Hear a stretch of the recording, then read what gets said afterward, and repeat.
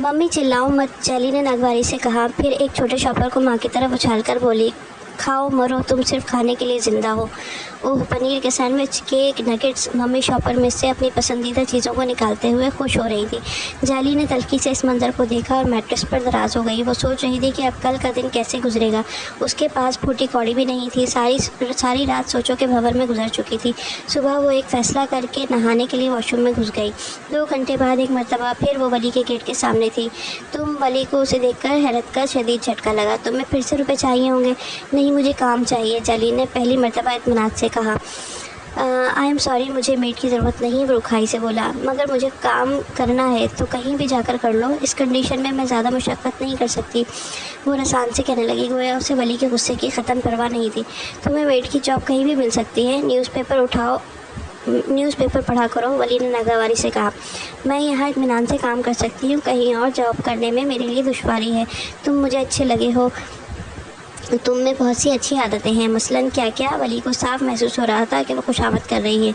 तुम अच्छे इंसान हो। जैली को समझ नहीं आ रहा था कि वो उसकी खूबियाँ कैसे बयान करे। तुम कैरेक्टर लेस नहीं, वो निगाह चुराए धीमी आवाज़ में कह रही थी, जबकि वली शिद्दत साए से देखने लगा। तुम आज लंच मेरे यहाँ करना, माइला फ़ोन पर उससे कह रही थी। मैं बिज़ी हूँ, शायद आज ना आ सकूँ। वली वाकई मसरूफ़ था। सारा दिन उसका साइट पर गुजर जाता था। ऐसी भी क्या मसरूफ़ियत, सिर्फ आधे घंटे के लिए आ जाना, माइला ने इसरार किया। बहुत काम है आपा, क्या कारखाने फैक्ट्रियाँ लगाने हैं? माइला ने हंसकर कहा। यही समझ लें, वो मुबहम सा बोला। बुलंद लोग बुलंद ख्वाब ही देखते हैं। आपको किसने बताया कि मैं बहुत बुलंदी के ख्वाब देखता हूँ? उसका लहजा चुभता हुआ सा महसूस हुआ था। तुम्हारे चेहरे पर लिखा है, तुम्हारी आंखें बताती हैं। ऐसे ही तो उस बुक हाउस के चक्कर नहीं लगते। माइला ने लतीफ़ अंदाज में तंज करते हुए उसे छेड़ा था। वली तो दम्बखुद रह गया। वो सोच भी नहीं सकता था कि जो राज उसके दिल में नेहा खानों में पोशीदा है, उस तक माइला की रसाई हो जाएगी। ऐसी कोई बात नहीं, वो कर भी लहजे को बेपरवाह नहीं बना सका था। हमसे क्या पर्दादारी? माइला हंस रही थी। वली ने गुस्से के आलम में फ़ोन पटक दिया। अभी वो इन्हीं सुलगती सोचों में गुम था जब फ़ोन की घंटी फिर से बजने लगी। वली ने CLI की स्क्रीन पर जगमाते नंबर को देखा और हैरान रह गया। उस बुक हाउस का नंबर था। उसका दिल एक नई लय पर धड़कने लगा। उसे गुमान में भी नहीं था कि रोशी उसे फ़ोन करेगी। वली भाई, हेलो हेलो, आप सुन रहे हैं? रोशी की आवाज़ उसे सोचों के भंवर से खींच लाई। हाँ रोशी बोलो, मैं सुन रहा हूँ। वली भाई, आपने वापस नहीं आना? क्यों? वली का दिल धड़कने लगा। आपने मुझसे एक वादा किया था। रोशी उसे कुछ याद दिलाना चाहती थी। कौन सा वादा? वो एक पल के लिए सब कुछ भूल गया। आपको कुछ याद नहीं? रोशी ने मायूसी से कहा। नहीं तो फिर याद दिलाने का फ़ायदा भी नहीं, वो नाराज़गी से बोली। मुझे सब याद है रोशी। वली इसे ज़्यादा देर खफा नहीं कर सकता था। अच्छा, वो एकदम खुश हो गई। उसकी बच्चों जैसी मधुर हंसी की आवाज़ ने वली के दिल को गुलजार कर दिया। तो फिर आप कब आएंगे? अभी तो यहाँ बहुत काम है और मैं बहुत से पैसे जमा करना चाहता हूँ रोशी। न जाने किस रौ में बहकर वो कहता चला गया। क्यों इतने ढेरों पैसे का आप क्या करेंगे? आप क्या पापा जैसा बनना चाहते हैं? फिर तो हम वली भाई को ढूंढते ही रह जाएंगे। मुझे एक घर बनाना है जिसका लॉन बहुत वसी होगा, जिसमें garland, Holi hoop, Poppy, marigold और ट्यूलिप के बेशुमार पौधे होंगे। इन पर रंगारंग फूल लगेंगे। लॉन में एक तरफ बहुत बड़ा ज़ू होगा, सुनहरी हिरन के बच्चे होंगे, बहुत से मोर होंगे। छोटा सा तालाब बनाऊंगा जिसमें बत्तखें स्विमिंग किया करेंगी। क्या खूबसूरत होगा आपका लॉन, रोशी ख्वाब की कैफियत में कह रही थी। उसकी आंखों में नन्हे नन्हे से दिए जगमगा रहे थे, गोया वो इस खूबसूरत लॉन को चश्मे तसव्वुर से देख रही थी। फ़ोन बंद हो चुका था मगर वली एक ख्वाब की कैफियत के ज़ेरे असर था। इस सुनहरी तिल्स्म को जाली की आमद ने तोड़ा था। तो फिर तुम आ गई? वली गुस्से से फिनकारा। मजबूरी है, मुझसे मछली बेचने का काम नहीं होता। एक तो मछली की बू इन दिनों वैसे भी जाली का जी हर वक्त मतलाता रहता था। भागो यहाँ से, एक दिन नेकी की थी, तुम तो गले ही पड़ने लगी हो। गले कहाँ पड़ी हूँ, 7 फुट दूर तो खड़ी हूँ, जाली ने नाराज़गी से जताया। तुम आखिर चाहती क्या हो? वली से छुआ। तुम्हारी हाउस कीपर बन जाती हूँ, मुनासिब सा मुआवजा दे देना, मैं मुझसे गली गली घूमा नहीं जाता। जाली ने गोया इल्तिजा की। मैं अपने काम खुद कर सकता हूँ, हाथ सलामत है मेरे, और इतना अमीर नहीं हूँ कि मैं हाउस कीपर अफोर्ड कर सकूँ। वो तो नक्कर बोला। तुम जितना अफोर्ड कर सकते हो उतने ही रुपए दे देना। आई स्वेयर तुम किसी और का घर देख लो। वो क़तई इसके इल्तिजाओं से मुतासिर नहीं हुआ था। हम जैसों को काम मुश्किल से मिलता है। जाली रो देने को थी। क्या मतलब? उसने भवें उचकाई। ممی اور میں ترکی سے آئے ہیں۔ 10 سال پہلے ممی نے ایک انگریز سے شادی کر لی تھی، پھر ہم لوگ برلن آ گئے تو ابھی تک اللیگل ہو، چوری چھپے کام کرتی ہو۔ ولی گویا ساری بات سمجھ چکا تھا۔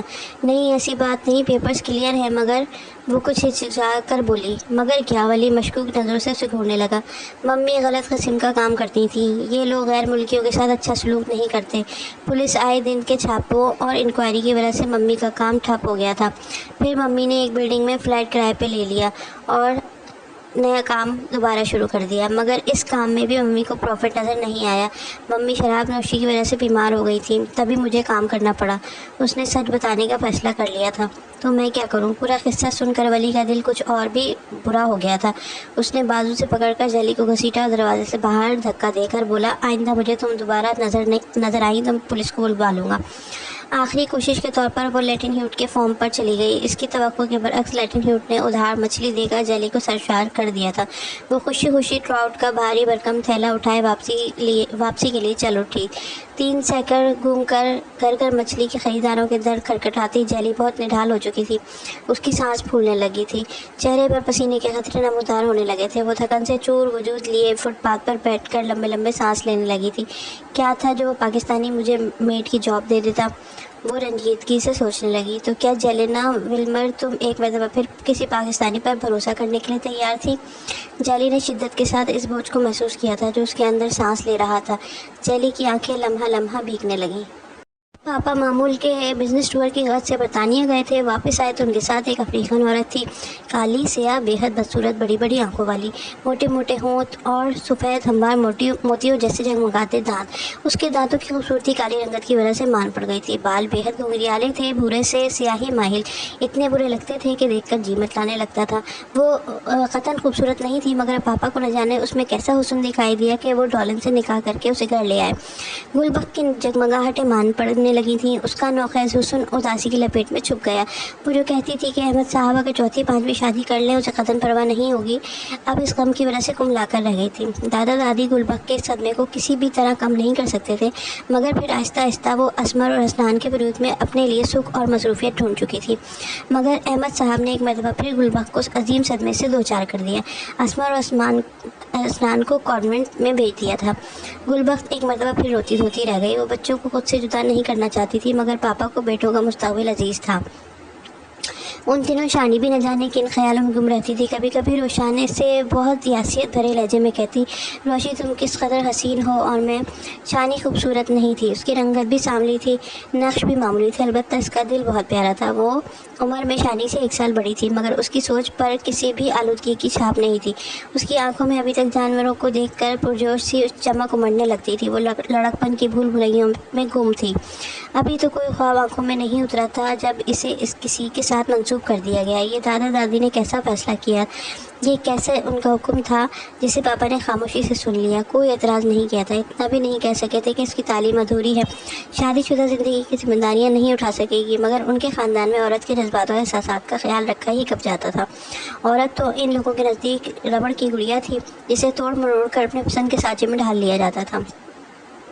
ای لیول کے فائنل ایگزامز کے بعد اس کی شادی طے کر دی گئی تھی۔ دادا تو اتنا پڑھانے کے حق میں نہیں تھے، انہیں یہ خوف ہمیشہ لگا رہتا تھا کہ فرفر انگریزی بولنے والی ان کی یہ پوتیاں کالج میں جا کر کوئی چند نہ چڑھا دیں، پھر وہ لوگ کسی کو منہ دکھانے کے قابل نہیں رہیں گے۔ انہیں پوتیوں سے یہ خدشہ رہا تھا اور وہ شکرانے کے نفل پڑھتی تھی کہ گلبخت کے ہاں کسی لڑکی کی ولادت نہیں ہوئی۔ روشی نے ایک مرتبہ بھی پوچھا نہیں تھا کہ اسے کس کے ساتھ منسوب کیا گیا۔ وہ پوچھ کر کرتی بھی کیا؟ دادا دادی اور گلبخت کسی قدر مسرور تھے سب، اور گلبخت کہہ رہی تھی، میر ذکا حیات خان روشی کے سگے ماموں کا بیٹا ہے اور گلبخت کا پھوپھیزاد بھائی ہے۔ درانی قبیلے کے نئے سردار میر ذکا حیات سے اس کا مقدر جڑنے والا ہے۔ زندگی میں پہلی مرتبہ اس نے اپنے ننیال والوں کا نام سنا تھا۔ یہ کیسے خون کے رشتے تھے جنہوں نے کبھی پلٹ کر اپنی اولاد کی اولاد کو پوچھا تک نہیں تھا، ملنے کی کوشش تک نہیں کی تھی، اور اب وہی اس کے اصل حقدار ٹھہرے تھے۔ 2 जनवरी की शाम हरिपुर से एक काफिला आया था। बुजुर्ग मर्दों के सरों पर सफ़ेद बुर्राक पगड़ियाँ थीं, नौजवान लड़कों ने कंधों पर अजरक रखी थी और पहाड़ी बापर्दा औरतों की सजदर देखने के लायक थी। घेरदार रेशमी नफीस और कीमती फ़्रॉक पहने जेवरात से लदी पंदी औरतें आज मुस्कुरा भी रही थीं। छोटी छोटी बच्चियों ने भी अपना रिवायती लिबास पहन रखा था। उनके सरों पर भी छोटी छोटी फ़्रॉक के हमरंग ओढ़नियाँ थीं। रोशी एक कमरे में किसी पत्थर की मूरत की तरह सजी सबरी खामोश बैठी थी। उसे शहर की बेहतरीन ब्यूटिशियन ने तैयार किया था। उसका लिबास भी बहुत कीमती और आंखों को खीरा कर देने वाला था। ये पहाड़ी गांव था। उसे एक सुर्ख पत्थरों से बनी वसी और इस इमारत में लाया गया था। न जाने वो कितने बरामदे, कितनी राहदारियाँ और कितने ही दालान थे इस इमारत में। ऊंची छतों वाली ये इमारत अपने वक्त के मेमारों की जहानत और हुस्न ज़ौक़ का वो बोलता सबूत थी। लकड़ी के भारी कदीम मुनक्कश दरवाजे, हवादार कमरे, दीवारों में नस्ब की करकी लकड़ी की खिड़कियाँ, खुले खुले रोशनदान, दीवारों पर भी खूबसूरत नक्श निगारी की गई थी। फर्श तबीज़ कालीन से आरास्ता था और रोशान कालीन के डिज़ाइन में खोई बदलते वक्त की करवटों में छुपी अनदेखी उलझनों को महसूस करने की कोशिश कर रही थी। यहाँ सब चेहरे रोशनी के लिए अनजान थे। इन औरतों में से कोई भी बारात के साथ नहीं गया था, हत्ता कि महर अफजों भी नहीं, जो कि उसकी सबसे छोटी मामी और सास के ओहदे पर फाइज थी। रोशी सर झुकाए लड़कियों की झुरमुट में बैठी थी। जब एक मधुर सी आवाज़ सुनकर उसने पलकों की चिलमन उठाकर देखा। उसके मुकाबले एक भला की हसीन और नाजुक अंदाम औरत खड़ी थी। इस कदर खूबसूरत के बार बार देखने को जी हुमकने लगता और तबीयत फिर भी सैर ना होती। मैदे जैसी सफ़ेद और सूख गुलाब की तरह तरोताज़ा। यूँ लगता था कि वक्त इस औरत को छुए बगैर गुजर गया है। सियाह आंखों में बला की कशिश थी। उसके बाल भी यकीनन सियाह थे। गुलाबी दुपट्टे को ओढ़े वो बहुत बावकार खूबसूरत दिखाई दे रही थी। महर अफजों ने शायद किसी मुलाज़िमा को आवाज़ दी थी।